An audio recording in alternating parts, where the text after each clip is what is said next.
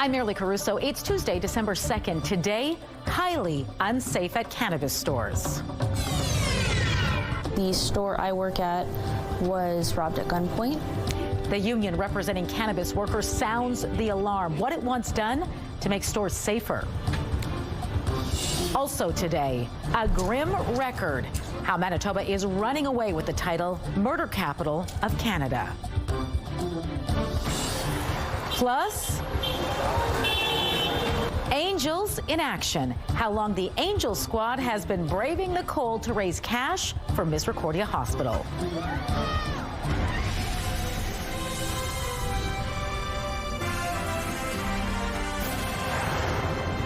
Good afternoon. Thanks for joining us. Robbed at gunpoint and threatened with violence. That is what cannabis store employees in this province say they are dealing with on a regular basis. And tonight, the union representing those workers is sounding the alarm, calling for stronger protections.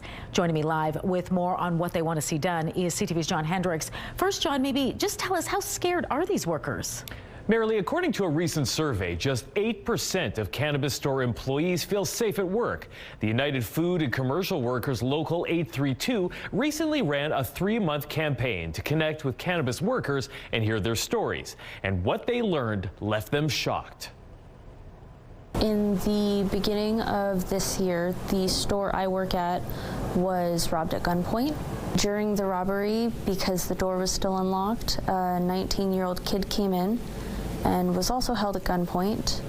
That's just one of the many stories the union says it heard from members working at cannabis shops. It says providing cannabis workers with the same protections as those in liquor marts is essential for the industry. The union is now calling for several legislative changes in the sector, including banning working alone, and it would also like to see controlled entries and a removal of window coverings, because they say they prevent outside witnesses from seeing any incidents occurring inside.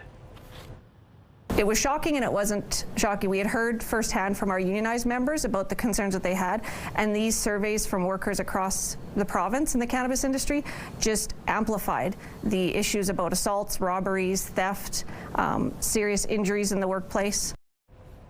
Now, the union would also like the province to pass legislation to ensure security systems include silent alarms and panic buttons. John, what does the province have to say about these demands? Merely, CTV News reached out to the province, but we have not yet heard back. CTV's Harrison Shin is working on this story for 6, and he'll have more reaction from workers in the industry. All right, looking forward to that. Thanks, John. A 53-year-old man is charged tonight with a fatal shooting that happened this past summer in the city's Spence neighborhood. 25-year-old Melvin Catchaway Jr. died in hospital after being shot August 29th in the 600 block of Langside Street. Winnipeg police say he was shot during an altercation with the accused. Police say the two men knew each other prior to the incident. Last week, police arrested Troy Donovan Bernier and charged him with second-degree murder. He was detained in custody. None of the charges have been proven in court. And we've got some grim statistics to share with you tonight.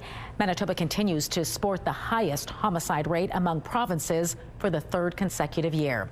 Statistics Canada released its homicide trends report showing our province's homicide rate last year was just over 6 people per 100,000. That's more than triple the national homicide rate.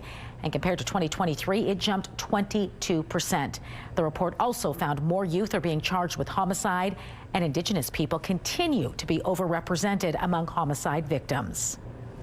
A new Indigenous-led downtown campus officially opened today, following a $14 million expansion project. It's so exciting for our community, our young people, our relatives that are going to be able to access this space, not only for coming here for like programming, but just to come here because it feels like home. Gani Ganichuk, a nonprofit providing education and job skills training, celebrated the opening of its new facility at 455 McDermott Avenue. It says the revitalized space has added 32 new daycare spaces, a community kitchen, as well as training and education rooms. The organization's executive director says the space will be pivotal in providing youth programming and teaching kids how to stay safe.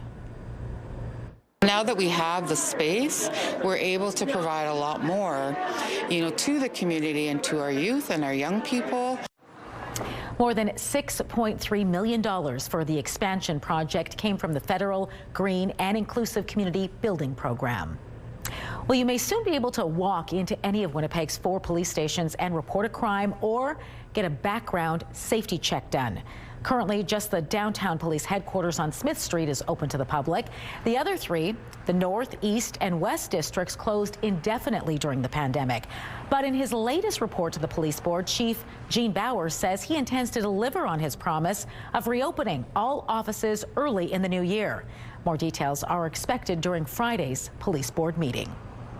The province is boosting financial support to those impacted by the record-setting wildfire season. The provincial government is contributing a total of $6.5 million to individuals and small businesses in wildfire-affected regions.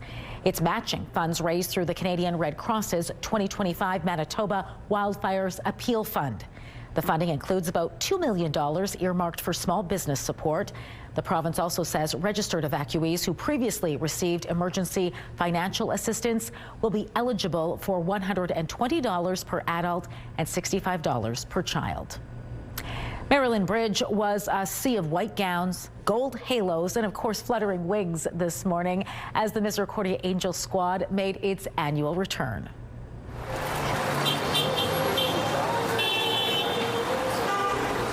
The flock of angels collected money during the morning rush hour for pediatric programming at Misericordia Health Center Foundation. And this year, the cherished fundraising event is celebrating 30 years. And it's not losing any steam. In fact, one of the angels tells us the squad just keeps on getting bigger and bigger. It was just a few angels outside of the health center on the bridge. Now it's grown in popularity since the 20th anniversary. We've now, as I mentioned earlier, have hundreds of people coming on the morning. The surrounding schools will come. Some of our dignitaries, the staff members, community members. So the event is something that really warms people's hearts. And as you can probably hear, there's a lot of honks and waves as the drivers pass us by.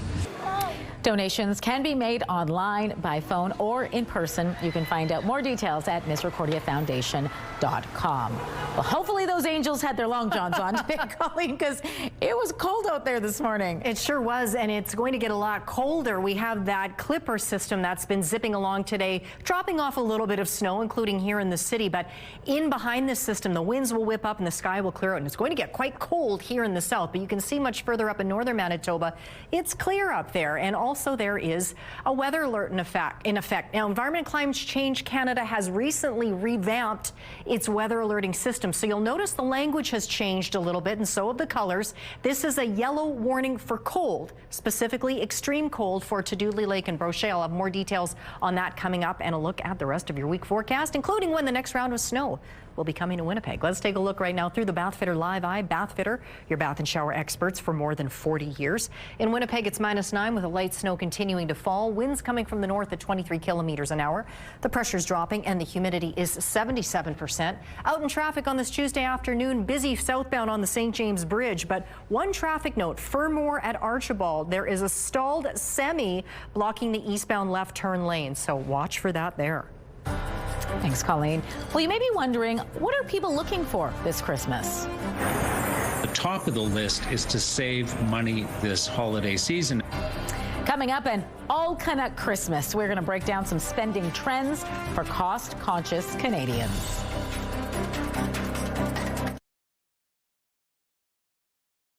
Get Winnipeg's top stories, breaking news alerts, and watch live. Download the CTV News app. Fairstone is an alternative mortgage lender. It will pay a 20% premium to Laurentian shareholders to buy the bank's commercial lending unit. And National Bank is acquiring Laurentian's retail and small business assets. The news today swept Laurentian shares up over 18%. Here are the closing numbers for the day. The Canadian dollar is down to 71.54. West Texas Intermediate crude is down to 58.64. Western Canadian Select is up to 46.24, and the TSX lost another 52 points today, ending the day at 31,049. Those are your business headlines. I'm Marilla Fernandez. Market Watch is brought to you by Manitoba Blue Cross. Group health plans for any size business. With holiday shopping now underway, many Canadians are adjusting what they're planning to buy and how much they're planning to spend. CTV's Adrian Gabriel on what's impacting those decisions. December has arrived, and with it, a flurry of Canadian consumers. I'm sticking to a budget, trying to get really good deals, yeah. A survey by the Bank of Montreal has found that 3 in 5 Canadians are adjusting their holiday spending amid tariff concerns, with 37% focusing on made-in-Canada gifts. Being a bit patriotic about, how they want to spend their money over the holiday season to sort of give back into the Canadian economy. The economic headwinds from inflation to debt levels are causing some to keep a tighter grip on their wallets. What consumers are saying, the top of the list is to save money this holiday season. And so if you're going to be marketing online for Cyber Monday, I suspect you're going to be bringing out your best deals. And cost-conscious Canadians are shifting purchase priorities. This survey by the Business Development Bank of Canada says the average household is spending just over $940 this year. More than half of that is expected to go towards Canadian products, contributing to $11 billion to Canada's GDP while supporting thousands of jobs. Canadians are really being mindful of how they're going to spend their money over the holidays and where they want to put their money. And I think for a large chunk, it still is going to be around supporting, Canadian businesses. Financial experts say taking the time to map out your shopping list as well as planning your purchases in advance are key to keeping a cap on your budget. Try and avoid those impulse buys and last-minute shopping. The calendar has now turned to December, and for those celebrating, the clock is officially ticking to get your gifts. No competing bids have reportedly been made for Hudson Bay's Royal Charter. This paves the way for the Thompson and Weston families to purchase the artifact. The two families were set to jointly offer a starting bid of $18 million in an auction scheduled for tomorrow. Anyone interested in participating had to show interest by last Friday. And sources tell the Canadian press with no one willing to take on the families, they'll likely be named the successful bidder. The document dates back to 1670. The families say they have plans to donate the charter to the Archives of Manitoba, the Manitoba Museum, the Canadian Museum of History, and the Royal Ontario Museum. CTV News Winnipeg is building another Toy Mountain, and you can help. New unwrapped toys can be dropped off for Toy Mountain on Friday, December 5th, and Saturday, December 6th at CF Polo Park. CTV News Winnipeg and our friends from Virgin Radio and Bounce will be collecting toy donations on the second floor overlooking Center Court. You can also make a toy donation at all Scotiabank, IKEA, Toys R Us locations, and at select Winnipeg Fire Paramedic stations. You can find a full list of all 2025 Toy Mountain events and drop-off locations on our website, ctvnewswinnipeg.ca. The other road is a dead end. And I said, that's not a crossroads, that's a T-junction. There are plenty of laughs coming our way in 2026. We'll tell you about some big-time comedy shows next in Spotlight.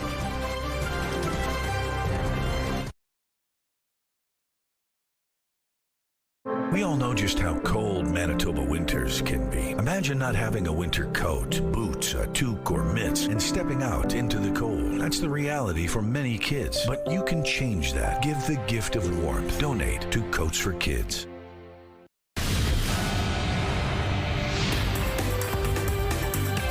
Spotlight, sponsored by the Casinos of Winnipeg, presenting Toque, All-Star Canadian Classic Rock.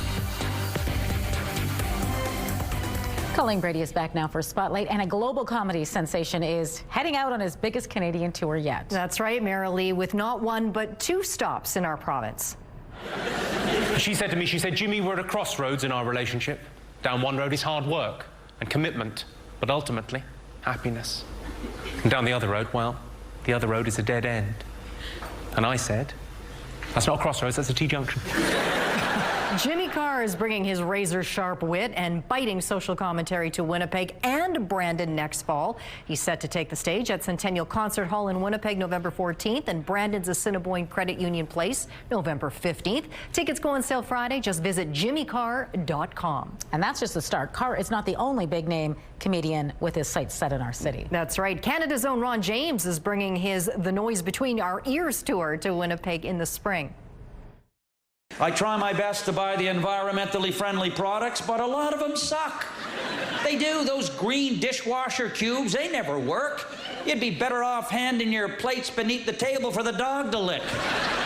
His farcical everyman approach promises to skewer everything from Trump to lost luggage and the off-kilter world we find ourselves in. He'll be appearing at Burton Cummings Theatre May 9th. Tickets for that show go on sale Friday through Ticketmaster. The Winnipeg Jewish Theatre has announced a historic co-production of a timeless classic. That's right. The theatre is partnering with Rainbow Stage to bring Fiddler on the Roof to life. The production kicks off under the dome in September 2026, directed by WJT Artistic Director Dan Petrenko. It will be the 5th time the musical comes to Rainbow Stage, where it was last produced in 1993. It follows milkman Tevye and his daughters as they grapple with love, faith, and change in a shifting world. Tickets are available through Rainbow Stage's box office. Super Bowl 60 just got some more star power. Did it ever? Charlie Puth will be performing the Star Spangled Banner at the Super Bowl in just a couple of months. Did you know that one of the most beautiful pieces of music also happens to be the hardest to sing? Ah, yes, the Star Spangled Banner is a piece of music that has extreme vocal range. Note is say, oh. And Puth is in good company, too. Other pregame performers include Brandi Carlile and Coco Jones. The Super Bowl is happening February 8th at Levi's Stadium in Santa Clara, California. Bad Bunny is the halftime performer. Okay, there's another mystery that apparently needs to be solved. So it seems Harlan Coben's Runaway has been adapted into a series. I really need to speak to your daughter. I don't know where she is. She's missing. I was extremely The 8-episode series is inspired by the 2019 novel of the same name. Coben's other thriller, Fool Me Once, was one of Netflix's most watched TV shows of 2024. Runaway begins streaming New Year's Day. All right, looks good. Thanks, Colleen. I think he actually just co-wrote a novel with Reese Witherspoon. Oh. FYI. Anyway, just a little added tidbit Maybe for you. that'll get into TV production as well. She likes to Wouldn't be surprised. turn those around. All That's right. Thanks, Colleen. You're welcome. Your Tuesday night lineup starts with E-Talk and The Big Bang Theory at 7. MasterChef Canada is at 8, and at 9, Catch the Traders Canada, and 911 wraps it all up at 10. It's all right here tonight on CTV. The CTV Primetime lineup is brought to you by Strictly Amish, exclusively in Arborg, Manitoba. Whoa, look at that steady stream of headlights. Folks leaving downtown, coming off the Midtown Bridge, onto Donald. It's -9 out there. It feels colder than that with the wind chill. The light snow is falling. I'll show you when the next round will be heading our way coming up.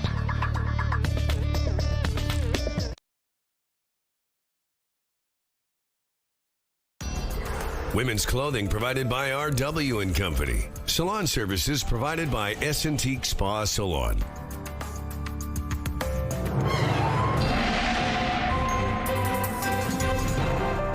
CTV Skywatch weather brought to you by South Beach Casino and Resort. Visit southbeachcasino.ca. Colleen Brady back with your complete Skywatch forecast. I'm almost afraid to ask just how cold it's going to get, Colleen. Do I really have to tell you?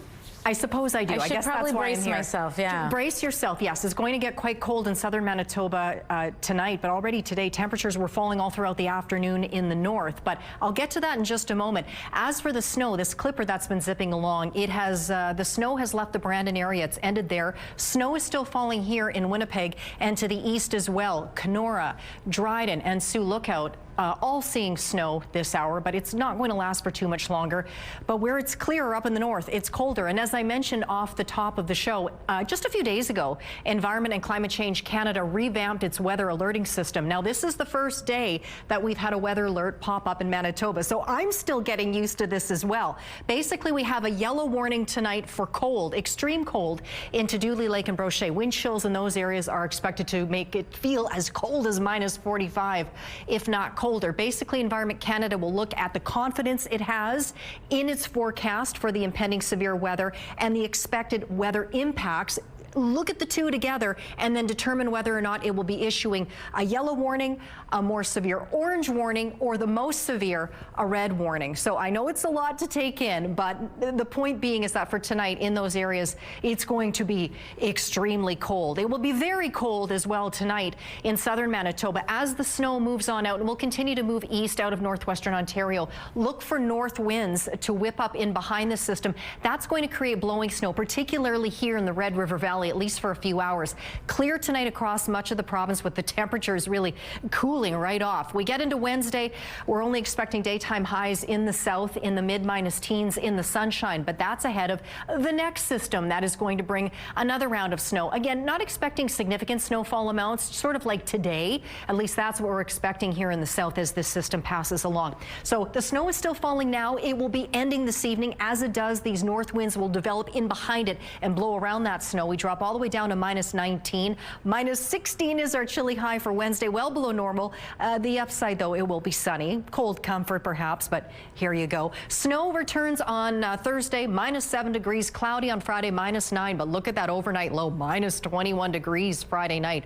Saturday, -16 degrees under a mix of sun and cloud. Same sky conditions Sunday, just colder temperatures, a high of just -19. Then we start to see some temperatures moderating a bit, getting up to -12 on Monday with a chance of flurries. To our weather photos we go. Both are in Lockport. Starting with all these geese, Gerald said it looks like a couple days ago we're not flying south just yet. They may have regretted their choice. And this next photo is very cool. Look closely at that cloud. It looks like a hole. That's a fall streak hole. That's often caused when an airplane goes through the clouds. The water droplets it leaves behind freezes and expands and then drops. And then you get those interesting looking holes. Send us your weather photos to Winnipeg Weather at ctv.ca. The CTV Skywatch Pick of the Day is brought to you by the Manitoba Chiropractors Association. We've got your back.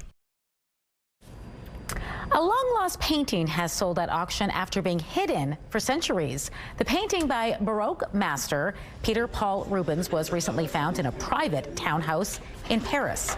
It sold for $2.7 million US at auction. Art experts say the painting virtually disappeared way back in the early 1600s. Well, it's making a comeback now. It sure is. Making up for lost time.